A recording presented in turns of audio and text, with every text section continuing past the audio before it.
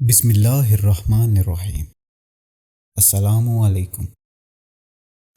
اقوال حضرت علی رضی اللہ عنہ: پرہیزگاری مشتبہ چیزوں سے پرہیز کرنے سے حاصل ہوتی ہے اور انسان بے یقینی سے شک میں پڑا رہتا ہے۔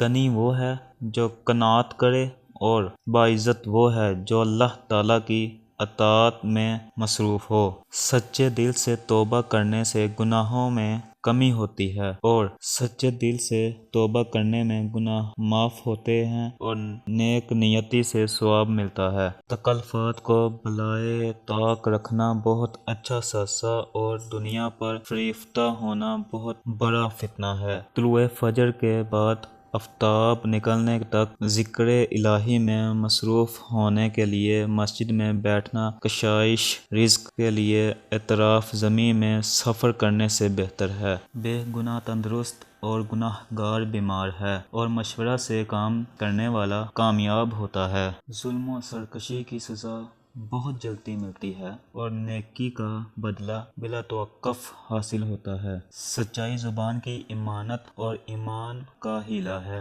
روزی حرص اور طلب سے نہیں ملتی۔ دولت سے جیسے زور و قوت حاصل ہوتا ہے ویسے ہی ضعف بھی پہنچتا ہے اور دنیا جیسے ہی آتی ہے ویسے ہی چلی جاتی ہے۔ حاسد تقدیر خدا پر راضی ہوتا ہے اور لغو باتیں گمراہی میں ڈالتی ہیں۔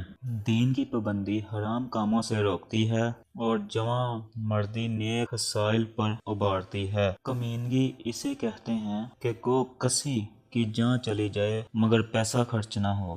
بردباری صلح پسندی کا ذریعہ ہے اور حیا کمال درجہ کا کرم اور نہایت اچھی خصلت ہے۔